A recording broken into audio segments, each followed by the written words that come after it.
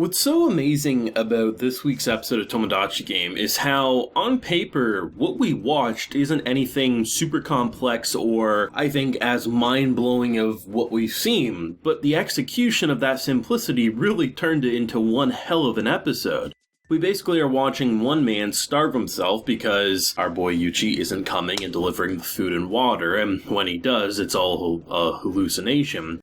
And then on the flip side, we have him sitting there for days, eating, drinking, really shooting the shit, and then you end the episode with him saying, I want to join your group. And it's interesting, right? Because this is a man who will do whatever it takes to win, even if it means throwing people under the bus. But it almost feels like the reason he's like being the way he is during hide and seek is so when the time comes to really stab this group in the back, they'll firmly be convinced that he has no loyalty to Tenji, given that he let him starve for all those days and stuff like that. But ultimately, I think there's a moment like prior to the separation when he's hiding in the cave saying like, you know, you're gonna have to hold on, like, if you can do that, shit's gonna work out. But trust me when I say like, this is about to get crazy. And I'm like, shit, yeah, you're absolutely right. Honestly, truth be told, when the scene happened with Tenji and he sees our boy come in with a rice ball, a bottle of water, I was like, oh shit, he actually came and he looks like he's been through the ringer. I thought what happened was like he manipulated the cameras because the one woman's like, oh, what the shit, I don't see anything. So I was like, oh, it's gonna be that classic like spy movie kind of camera shenanigans where they can't see what's really happening. But no, he just wasn't there, he was hallucinating. And then the fact that the phone call, which I thought was complete and utter bullshit, because originally when they showed us like the backside of them sitting at the table, I thought it was a doll. Like, I thought the reason was, like, they made this, like, Yuchi doll or something. He was gonna, like, take a picture to send to Tenji's phone, being like, see, they're not doing shit. No, they were legit just sitting there. And I love the line from this girl being like, she's, like, basically just calling him the biggest manipulative bastard there is. And I'm like, if that ain't the truth, I don't know what is. I mean, for such a simple game on paper, hide and seek, right? They have, once again, really good rules to keep it believable. I like the fact that they specify no beating the shit out of people to get your way. And then just the idea of, like, how, like, food and things and stuff can operate. But to just see this group in action, the Group K, I believe is what they're called. Anyway, the athletic group. They really had a good plan in motion. There was essentially two paths to victory. Either A, eventually, Yuchi will go and try to deliver food. Pretty easy, we follow him and we're good to go. Or two, the starvation is going to drive a man to press the panic button, the basically game over button. And there was quite a few times where he came close, but once he got over the hump, so to speak, and he got into the real delusional territory, he believed in his friends, and in doing so, this man very well could starve to death, because now he's hallucinating that he's there giving him food, and the rice ball tastes amazing. I think one of my favorite things that, like, stories in general don't do is what starvation can do to people, because when you really are fighting for your life, like that pain of not eating after a day, it's excruciating. But as you go deeper into like a hunger strike, you do go crazy. Like, you can start seeing things. You could start being irrational, going from punching a wall to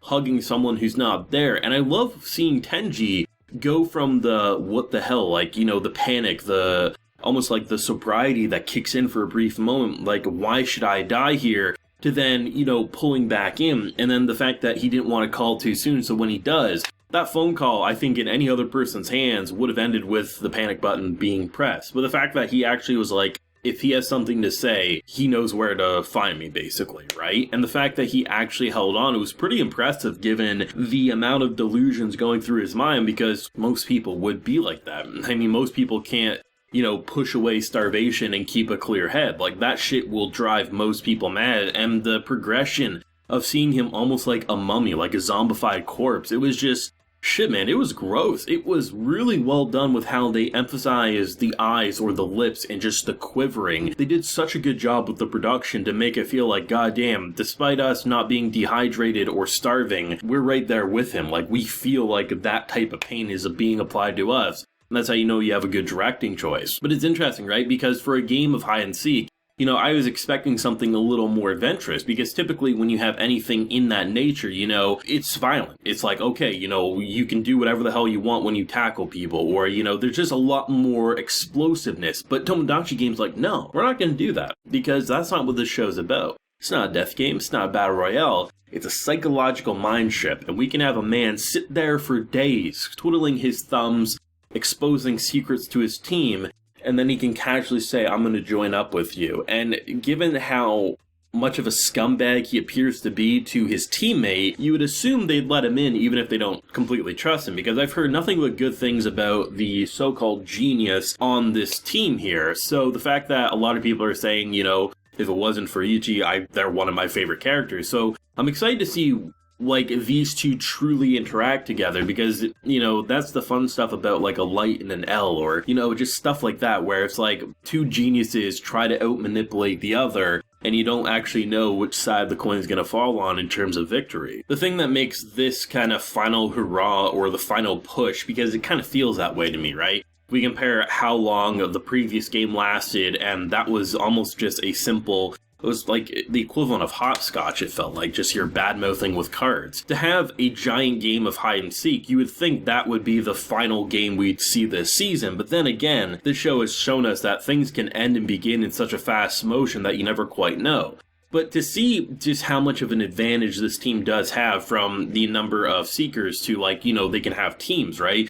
Some people can sleep while the other people make sure they don't lose this man out of their sight. So ultimately, they have more advantages than anything, even just comparing Tenji with the person who also could be starved, right? The difference of having a really healthy diet and lifestyle, he can go a lot longer before that starvation really kicks in, compared to someone who probably just ate like an average high school student, right? It's really cool to see how they're pushing the boundaries of things that normally could go so extreme that you would say, okay, you can tell you're watching an anime, but here it still feels grounded to reality, just with a lot of psychotic bastards, and the fact that the psychotic bastards can remain to be that entertaining even when you recognize that they're crazy as shit is really, really fun. And the fact that, they're not abusing the psychotic, Yuchi faces, they pop up every so often, but for the most part, this episode was focused on the dehydration and the starvation. And the fact that a lot of the crazy faces we saw were almost from how different characters perceive him rather than how he's actually looking. It gives a really horror, ominous atmosphere that goes a long way to selling his psychotic attitude, and I love it. I'm actually loving the spectators, the observers, who are kind of, betting upon themselves about which team's gonna come out victorious, because each side very much, believes that their team's gonna end up winning, so to speak. But it's really cool to see the difference of being super arrogant because anyone would bet money on the winning pony. In that case, it would be the team who has everything going for them. But given everything this other one's seen, it's no surprise that she's still putting, all her money still on Yuchi, because this man could probably solo the entire game if he really wanted to. But yeah, good stuff across the board. Really enjoying it. Excited to see where they're going to go with the last 4 episodes or so. So, thoughts if you have any down below. Leave a like if you enjoyed and subscribe if you're new around here. Till next time, everyone, please take care and have a good one.